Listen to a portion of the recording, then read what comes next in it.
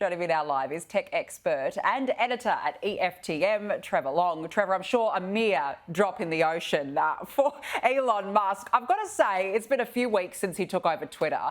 How would you describe his time at the helm so far? Chaotic would be a simple way of describing it. Good morning. I think it's fascinating because he's clearly an all-in kind of guy, and I respect that about him. He owns Twitter now. He's spending as much time as he can there. He may even be sleeping there by some reports, and he's focusing everything he does on that platform. He's coming up with policy on the run. He's doing polls to determine actions he takes. He's reacting, though, I think, well to some problems. So they had problems with impersonations accounts. So they've locked that down, the name changes on the platform, and they're looking to re-release that in the next few weeks. So while it's a bit chaotic, there is some sense that he's understanding the problems. But I don't see how he's setting a path for the longer term yet. That's probably still a few weeks away at least. Well, you mentioned that poll, and he did let Donald Trump back on after users said, yes, let Donald Trump back on that platform. But why do you think Trump hasn't actually tweeted yet? Well, I think first and foremost, there was no demand from Donald Trump to come back. In fact, Elon's poll, in my view, was a ruse to gain as much information about robots on the platform as possible. 13 to 15 million votes. They would have absolutely looked at every single one of those votes to work out which one of them were real accounts and not, and they've probably suspended a bunch of accounts as a result. They've enabled the account so we can see all the things Trump said. Trump thinks he's already got it won because he's got his own social media platform, but he will very quickly realise that when he says something inflammatory on his own platform, it doesn't have the same effect as when he says it to 87 million people on Twitter that he has following him. So I think he'll be back once he truly hits the campaign. Yeah, good point. Do you think overall Twitter will collapse? I mean, there's been rumours this week that it's going. What do you think?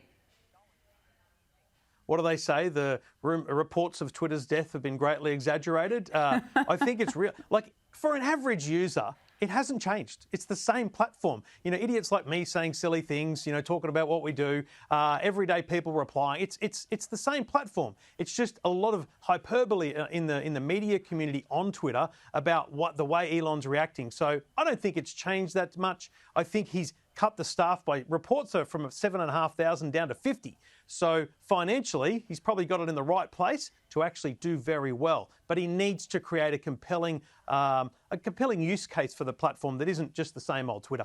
Yeah, well, I've got to say, since he took over, at least the entertainment value of the platform has gone up, that's for sure. Now, Trevor, let's shift gear. Black Friday sales. What are your recommendations for tech deals to snap up? First thing I'd say is wait till tomorrow. Even though there are deals out there today, there will be new deals that drop on Black Friday and across to what they call Cyber Monday. So hold your horses. Actually go shopping tomorrow. That's the best time to find the deals.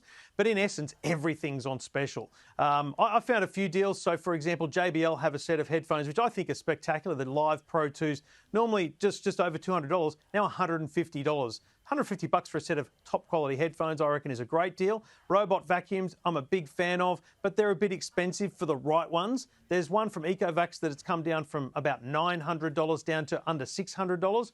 I think that's great. And TV-wise, even though it's probably one of the most expensive things you'll buy on a Black Friday, if you are in the market for a TV, there's probably never been a better time. In the last 18 months with supply and all those other challenges, there are deals. I found a 75-inch TCL TV, which is the latest technology, mini LED, for under $2,000. And LG's OLED TVs, which is the best quality TV you can buy, $1,000 off a 65-inch version of that. So if you look in the right places and you've got the money to spend, there's definitely deals out there, and not a better time to buy things for your home and also for Christmas. I love my robot vacuum. There's nothing better than sitting there on the couch watching something else do the work for you. Trevor Long, we're going to leave it there. Thank you so much for joining us.